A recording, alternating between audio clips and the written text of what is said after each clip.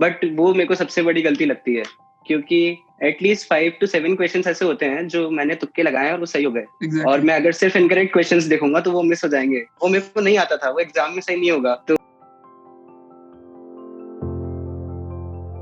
Good morning, good afternoon, good evening, whenever you are watching this video. Today we have Jay Bansal with us. He is AR2 in GATE 2019 and recently he got placed in Google. Welcome Jay, welcome on this channel IT and Dreams and Yeah. this show Photo Talks.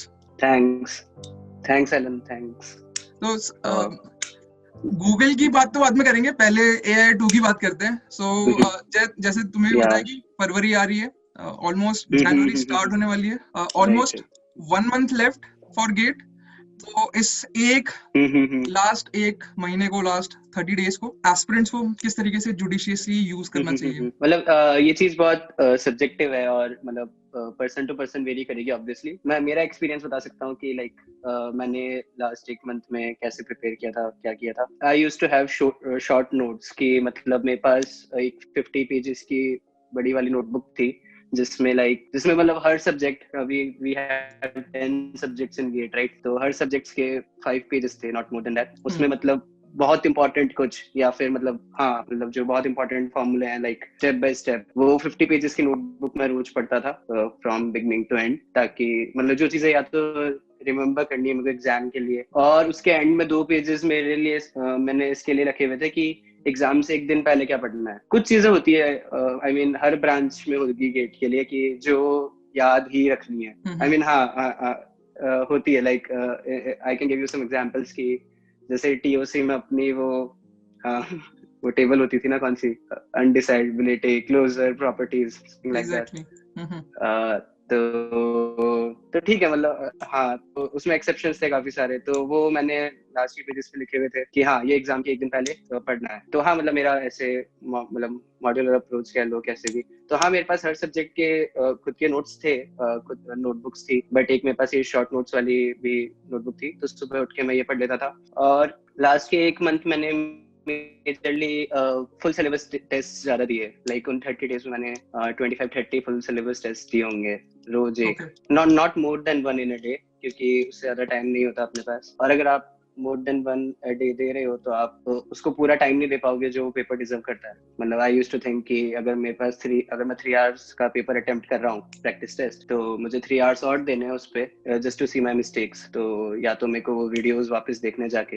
Hello आपकी जो भी coaching है, तो first thing is like कि you should trust them. जो भी आपकी coaching है, लाइक आपके पास अभी 1 महीना बचा है and you can not make changes, तो जस्ट ब्लाइंडली जो आपको पढ़ाया गया है, जो आपने पढ़ा है, जो आप नोट्स से ट्रस्ट देम। अब भी 1 महीने में चेंज करके कुछ नहीं उखाड़ पाओगे, जो आता है वो और जाएगा। तो ट्रस्ट योर कोचिंग ब्लाइंडली। तो टेस्ट दो, रिवाइज करो, दैट्स दैट। मतलब आई एम अज्यूमिंग कि अभी तक सिलेबस सबका हो गया होगा। तो अगर सिलेबस पूरा हो गया है तो go for full syllabus test, give them as many as you can, क्योंकि उससे तुम्हारी रिदम बन जाएगी। You will get to know कि असली पेपर कैसे अटेम्प्ट करना है। तो तुम्हारे अगर तुम 30 फुल सिलेबस टेस्ट दे रहे हो या 20 दे रहे हो, तो उसमें डेफिनेटली कुछ इजी, कुछ डिफिकल्ट और कुछ मीडियम लेवल के होंगे। तो you will get to know कि अगर ऐसा पेपर आता है तो मुझे एग्जाम में कैसे अटेम्प्ट करना है, कैसे मुझे जाना है। और ये सबका अलग होगा कि पहले मुझे 1 मार्क के क्वेश्चंस करने हैं, पहले मुझे सब्जेक्ट के क्वेश्चंस करने हैं, या जैसे भी। तो दैट्स इंपॉर्टेंट कि तुम्हारे पास एक प्लान है। तुम्हारी प्रिपरेशन कैसी, तुम्हारी प्रिपरेशन स्ट्रेटजी कैसी थी? मतलब पहले 2 नंबर के करते थे, फिर 1 नंबर के, या फिर पहले 1 नंबर के फिर 2 नंबर के?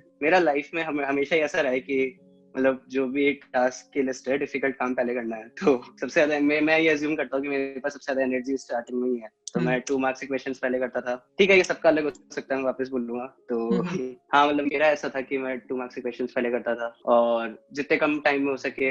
उस टाइम कैलकुलेशन होती थी। मतलब आप अगर एनफ प्रैक्टिस कर रहे हो तो आपके दिमाग में एग्जैक्ट कैलकुलेशन होगी कि out of those 180 minutes 50 minutes मुझे इस टास्क को देने हैं, 2 मार्क्स के क्वेश्चंस को देने हैं फर्स्ट राउंड के लिए, फिर 20 मिनट्स ये करना है, एंड सो ऑन। बट मेरे साथ ये था कि एप्टीट्यूड और इंग्लिश अच्छी थी। मतलब उसके एप्टीट्यूड के क्वेश्चंस पर्टिकुलरली हो जाते थे मेरे से हरदम। तो वो मैं उसके लिए रखता था कि अगर मैं डिप्रेस हो रहा हूँ पेपर में, कभी भी अगर मेरे से 2 क्वेश्चन लगातार नहीं हुए, तो मैं एप्टीट्यूड पे जाऊंगा और वो क्वेश्चन करके आऊंगा वापस, और मेरे पास ये कॉन्फिडेंस है कि वो मेरे से हो जाएंगे। तो वो जो एक डिप्रेशन वाला फेज है, वो हटाने के लिए मैं एप्टीट्यूड के क्वेश्चंस यूज करता था, चाहे वो कभी भी आए। अगर पूरे पेपर में नहीं आया तो एंड में करूंगा, पर वो हर पेपर में एक फेज आता है कि आपसे 3 क्वेश्चंस लगातार नहीं हुए, तो that time I used to do aptitude के क्वेश्चंस और एप्टीट्यूड के हो गए तो मैथ्स और एप्टीट्यूड स्ट्रांग था। तो मतलब हाँ, you can find out your strong reasons, और मतलब मैंने ऐसे यूज किया, तुम कैसे भी कर लो। मतलब हाँ, ये ठीक है, हाँ, पर्सन टू पर्सन डिपेंडेंट है वापस। कुछ दिन पहले मैं कुछ स्टूडेंट से बात कर रहा था जो अभी गेट देने वाले हैं, तो काफी कॉमन डाउट ये था कि टेस्ट सीरीज में मार्क्स नहीं आ रहे, तो आगे चल के क्या होगा। तो ये 30 डेज में टेस्ट सीरीज में मार्क्स इंक्रीज कैसे करें, या फिर एक क्या माइंडसेट होना चाहिए कि भाई इस माइंडसेट से करते रहो, टेस्ट सीरीज देते रहो और मार्क्स थोड़े ग्रेजुअली इंक्रीज होना स्टार्ट हो जाएंगे। ठीक है। तो अगर अभी मार्क्स नहीं आ रहे हैं, तो एक्चुअली इसमें ये है कि मार्क्स नहीं आ रहे तो मतलब पहली चीज है कि रीजन फाइंड आउट करना है। हर किसी का एक रीजन होता है कि क्यों उसके मार्क्स नहीं आ रहे। अगर वो फुल सिलेबस के टेस्ट दे रहा है and he is not scoring well, तो क्या कोई सब्जेक्ट है जिसकी वजह से ही हो रहा है? क्या कोई टॉपिक है?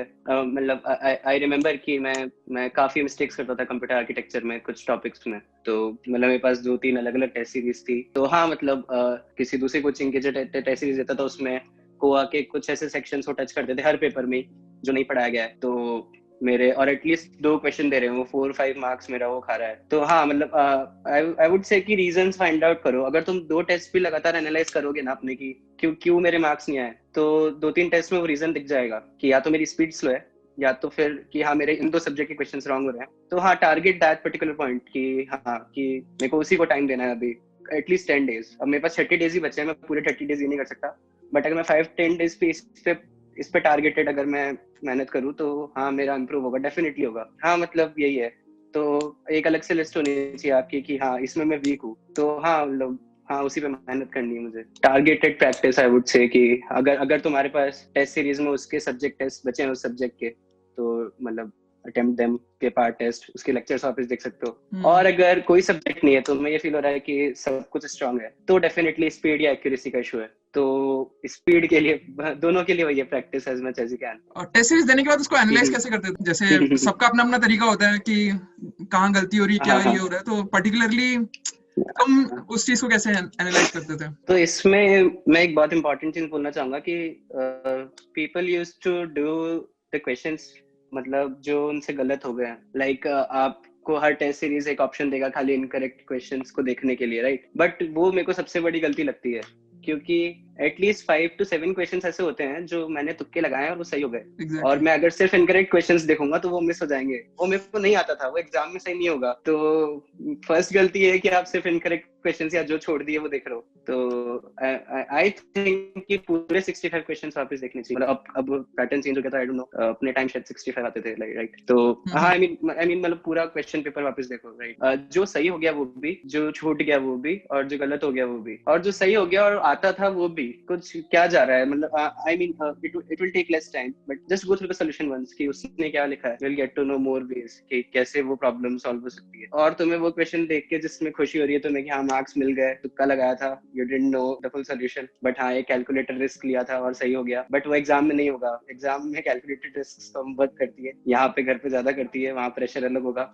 तो उसका सोल्यूशन वापस देख लो, क्योंकि अपन मिस कर देंगे अगर अपन सिर्फ इनकरेक्ट क्वेश्चंस देख रहे हैं। तो Right. ये एक मेन चीज है जो कहना चाहूंगा अभी। और अभी तो मल्टीपल सेलेक्ट क्वेश्चंस भी आ गए हैं। अपने वक्त तो एमसीक्यू थे, प्रोबेबिलिटी सही होने की 1/4 थी, अभी प्रोबेबिलिटी सही होने की 1/15 हो जाएगी, तो that is much more difficult. हाँ, तो इसके लिए ऐसा कुछ नहीं है, मतलब आई थिंक अपने टाइम वो आता ही था।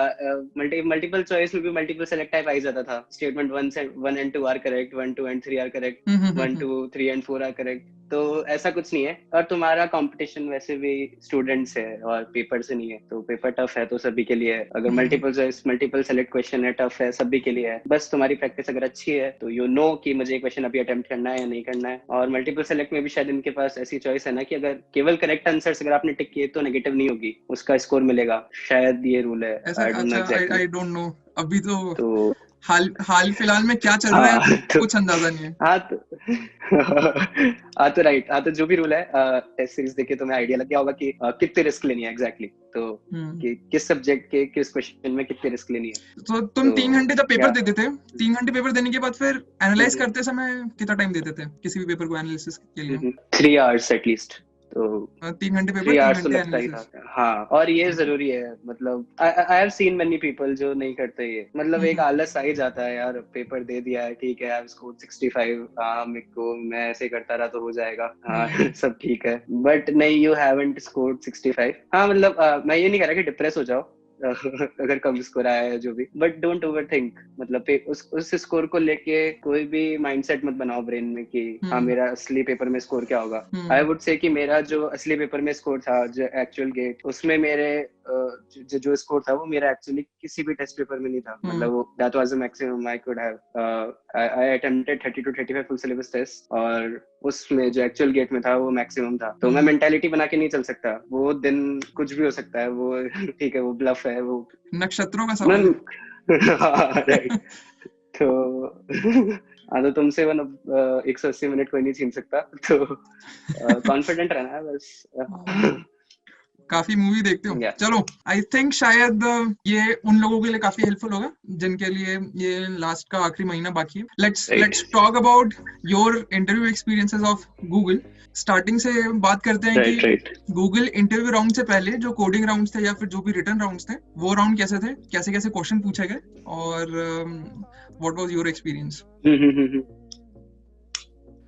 Okay guys, like and share this video and subscribe to Ellen's channel IIT and Dreams for more amazing content, and all the best for your GATE exams. Bye. I'm the one you ride, I'm the one you ride to. If you don't wanna change, ain't no place to hide, ain't no one to run to. If you don't wanna change, I can help you out, I can help you out, I can help you out, I can help you out, I can help you out, I can help you out.